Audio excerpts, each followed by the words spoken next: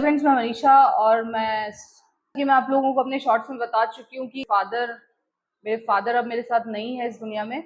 और जैसा कि मैं आपको अपने शॉर्ट्स में इन्फॉर्म कर चुकी हूँ कि मेरे घर में एक ट्रेजेडी हो गई थी, इसी वजह से मैं शेयर मार्केट के टच में नहीं थी और आप लोगों को भी प्रॉपर टाइमली इन्फॉर्म नहीं कर पा रही थी, आपकी क्वेरीज के आंसर नहीं कर पा रही थी।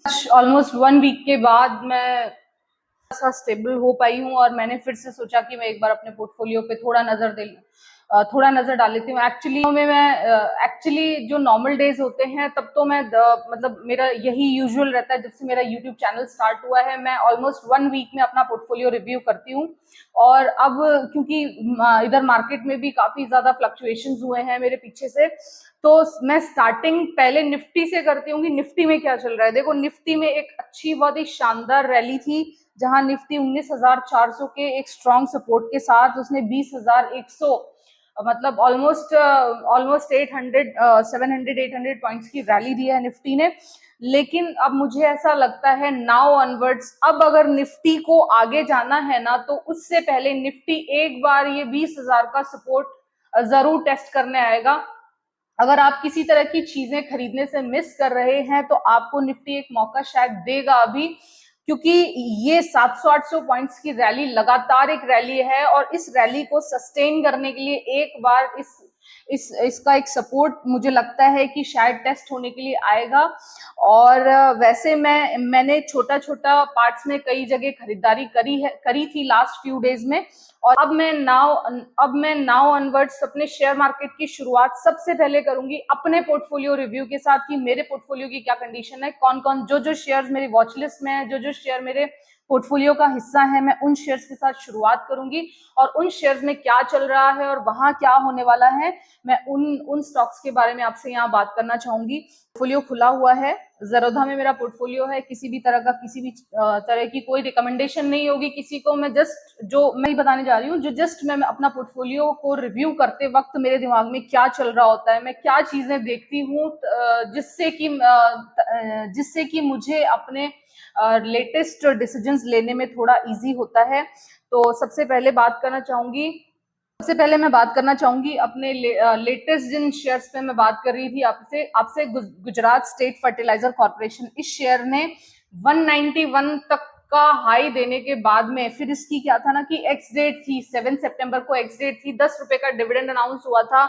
160 के एंट्री लेवल्स के साथ गुजरात स्टेट फर्टिलाइजर मेरे पोर्टफोलियो का हिस्सा था और मैंने इसको 191 पे बेचा नहीं था, क्योंकि मुझे थोड़ा लग रहा था इन दिनों जिस तरह से मैं फर्टिलाइजर सेक्टर की न्यूज फॉलो कर रही थी ना, तो मुझे लग रहा था कि अभी फर्टिलाइजर सेक्टर में कुछ होगा। मतलब मेरी रिसर्च अभी चल रही थी, इन बिटवीन ये इंसिडेंस आया तो मैं इसको थोड़ा उतना वॉच नहीं कर पाई, लेकिन स्टिल मैं प्रॉफिट में हूँ। मेरा 160 के साथ गुजरात स्टेट फर्टिलाइजर की होल्डिंग्स है, जिसकी जो अभी आज का करंट प्राइस इसका 169.70, ऑलमोस्ट 10 पॉइंट्स तो मुझे इसमें अभी एज एन शेयर एप्रिसिएशन और उसके बाद में 10 रुपए का ये मुझे डिविडेंड ऑलरेडी दे चुका है। मैं आज की डेट में भी इसको सेल करती हूँ तो मुझे मेरा डिविडेंड भी मिलेगा और ये 10 रुपए का मुझे यहाँ से एप्रिसिएशन भी मिलेगा। तो फिलहाल जीएसएफसी के साथ मैं हैप्पीली बने रहना चाहूंगी, मैं इसको अपने पोर्टफोलियो से आउट करने का नहीं सोचूंगी। नेक्स्ट बात करूंगी जियो फाइनेंशियल सर्विसेज पे। जियो फाइनेंशियल सर्विसेज 242 के करंट लेवल्स के साथ में मेरी वॉच लिस्ट में है, ये मेरी क्लोज वॉच लिस्ट में है। एक्चुअली मैं जियो फाइनेंशियल सर्विसेज को लेके काफी होपफुल थी, लेकिन आफ्टर जब ये इसका शेयर मार्केट में डेब्यू था उसके बाद में जो इसकी परफॉर्मेंस थी कि शेयर में इतनी तगड़ी तरीके से जो ट्रेडिंग हुई और सेलिंग हुई, तो उससे मेरे को थोड़ा होपलेसनेस मिली इस शेयर में।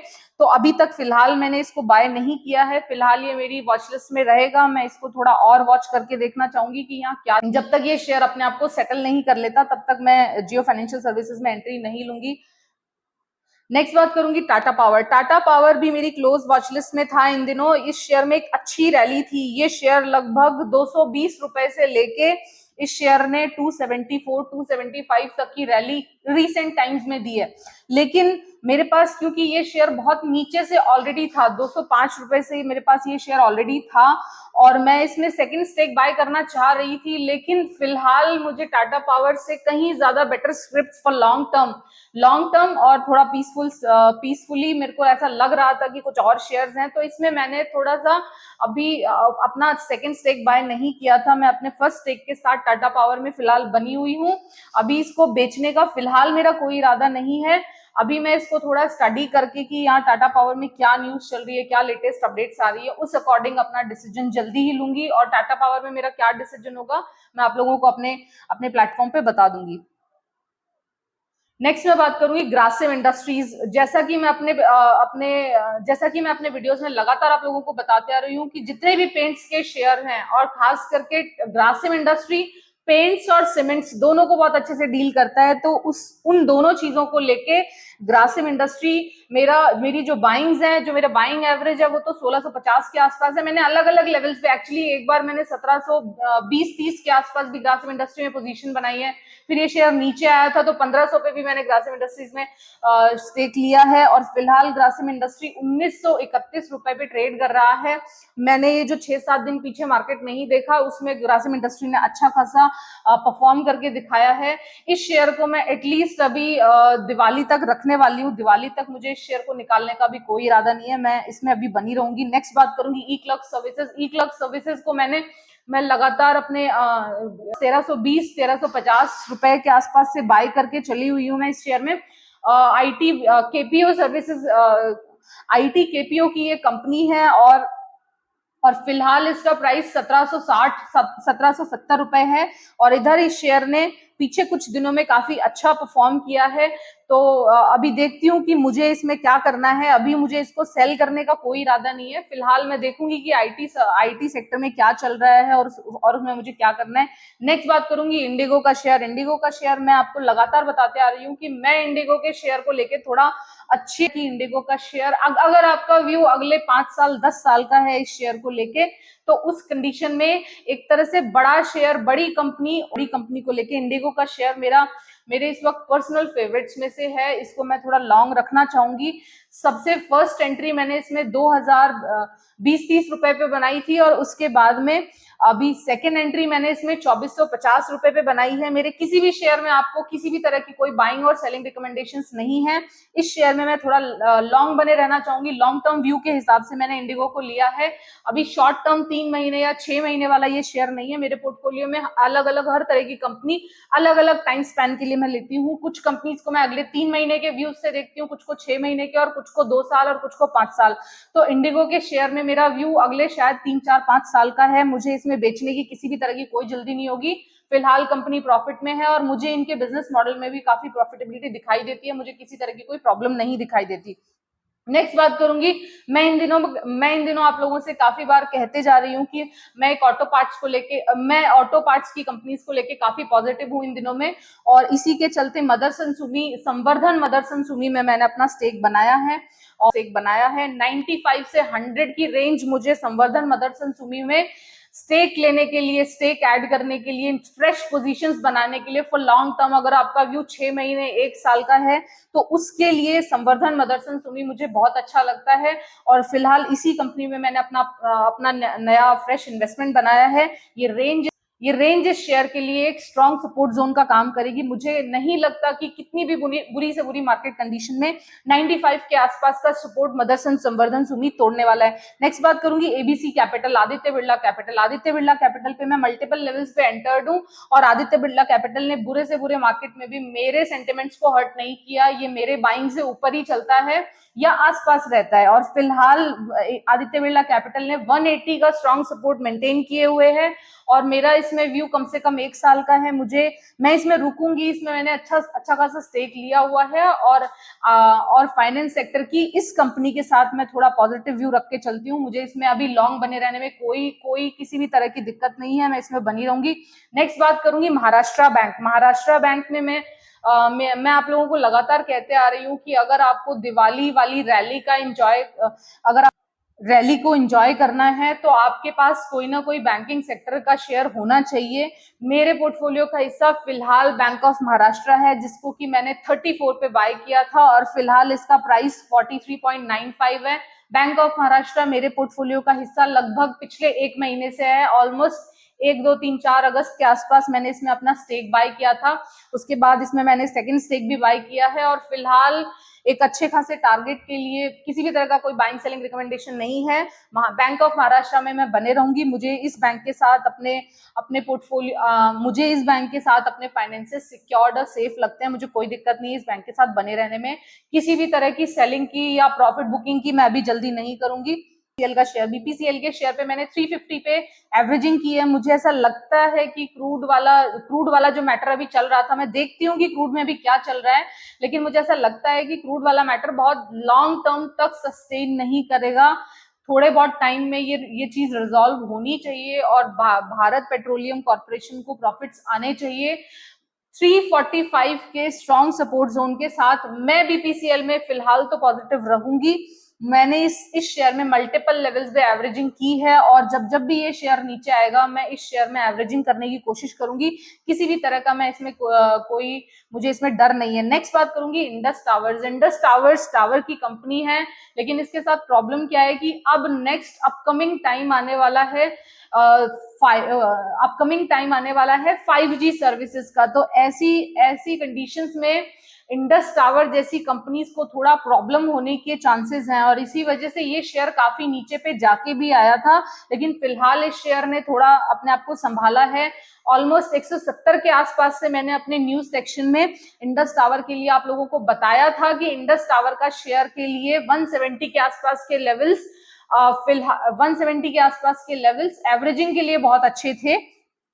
तो फिलहाल मैं इंडस टावर से जब भी मुझे यहाँ से प्रॉफिट बुकिंग दिखाई देगी, मेरा इसमें अब लॉन्ग टर्म व्यू नहीं रहेगा। मैं यहाँ से प्रॉफिट बुकिंग करके और मैं इससे निकलना चाहूंगी, क्योंकि इंडस टावर के बिजनेस मॉडल को लेके अब मुझे उतनी पॉजिटिविटी रही नहीं है। जिस तरह से 5G सर्विसेज को लेके अब आगे बिजनेसेस बढ़ने वाले हैं, तो टावर वाली कंपनीज में मुझे अब थोड़ी दिक्कत लगती है। तो आप मैं किसी को भी किसी भी तरह की बाइंग्स और सेलिंग रिकमेंडेशन नहीं दे रही हूँ। मैं जस्ट वो बता रही हूँ कि मैं अपने किस शेयर के साथ क्या करने वाली हूँ। तो इंडस टावर के साथ मेरा ये व्यू रहेगा। नेक्स्ट बात करूंगी महिंद्रा एंड महिंद्रा।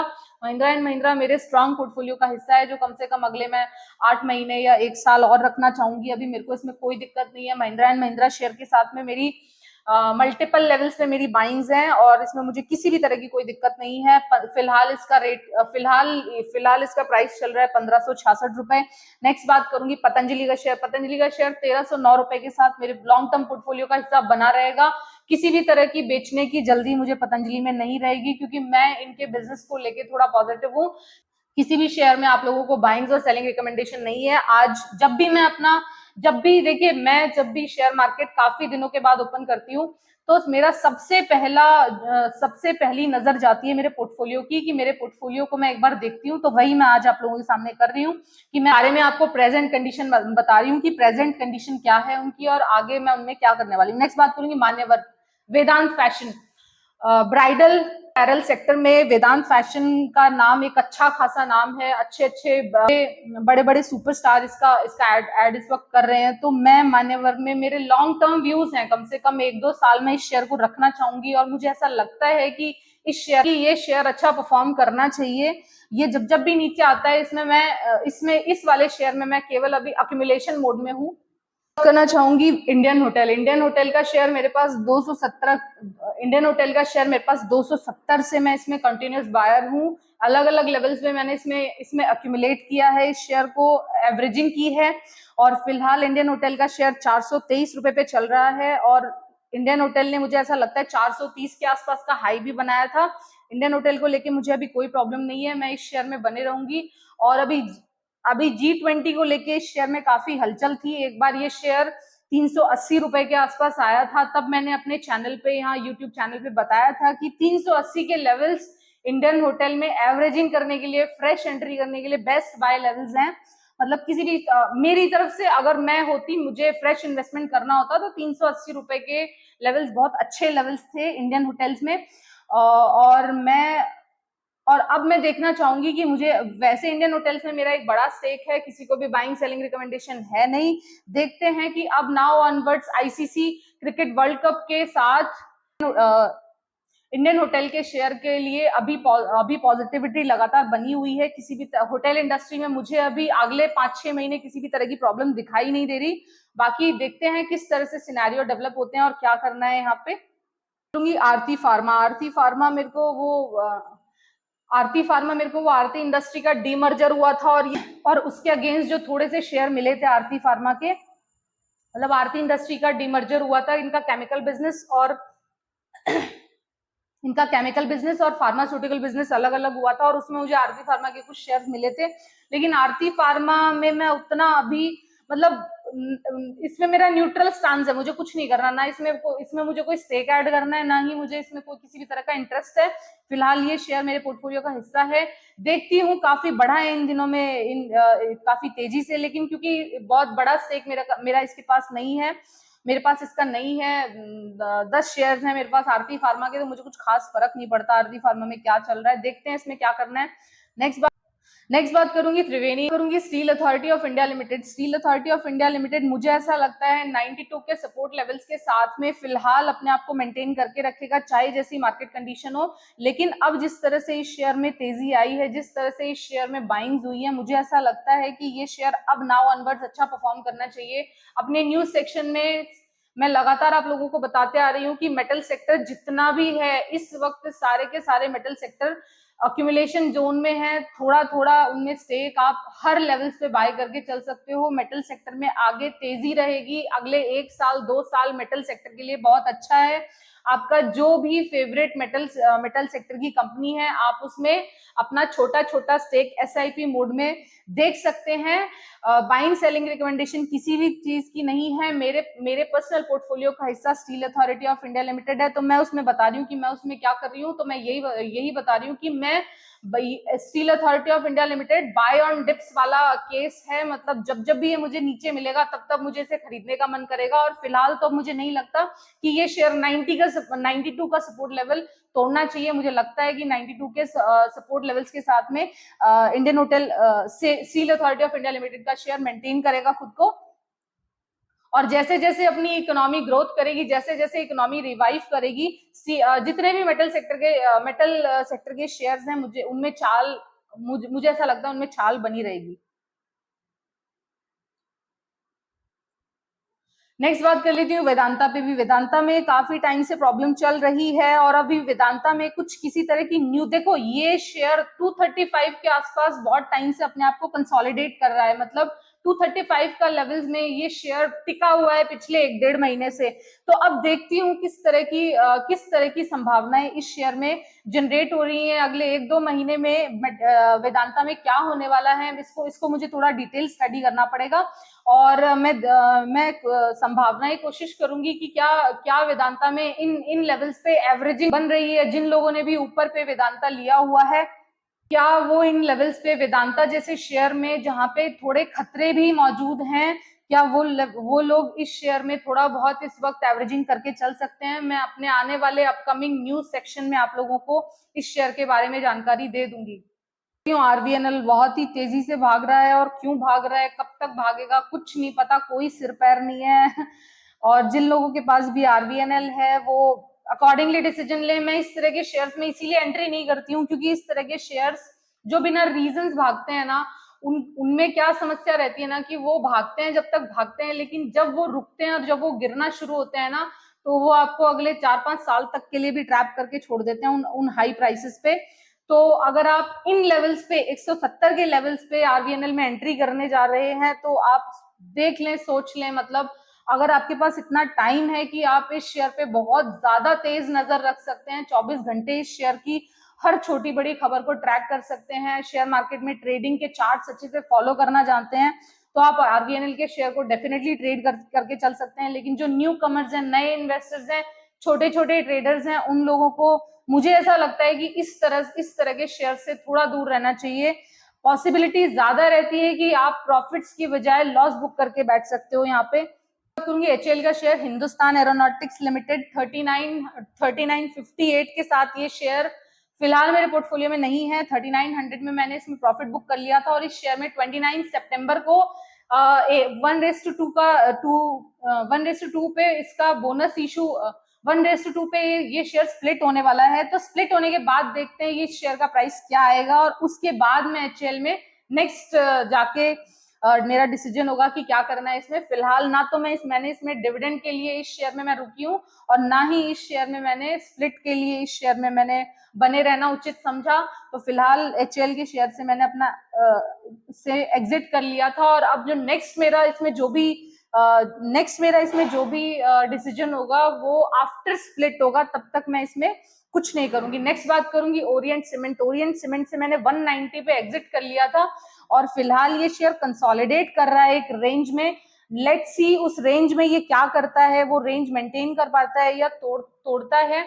हालांकि नहीं है और सीमेंट सेक्टर आगे कुछ अगले क्वार्टर और सीमेंट सेक्टर में अगले क्वार्टर में रिजल्ट्स पॉजिटिव रह सकते हैं, तो इस वजह से इसको मैंने अपनी वॉचलिस्ट में रखा हुआ है। किस तरह से ये शेयर परफॉर्म करता है उस अकॉर्डिंग ओरिएंट सीमेंट में डिसीजन लिया जाएगा। फिलहाल मैं इसमें कुछ नहीं कर रही हूँ, फिलहाल ये शेयर केवल मेरी वॉचलिस्ट का हिस्सा है। बस आज की वीडियो में इतना ही। नेक्स्ट मैं जैसे अपने शेयर्स के बारे में और डिटेल मेरे पास न्यूज होंगी, मैं आप लोगों के साथ शेयर करते जाऊंगी किस शेयर में मैं कब बाय करूंगी, कब एवरेजिंग करूंगी, कब क्या करूंगी, कब क्या नहीं करूंगी, मैं आप लोगों को टाइमली इन्फॉर्म करते जाऊंगी। तब तक के लिए so much for listening. Have a good day, good night, take care, tata, bye bye.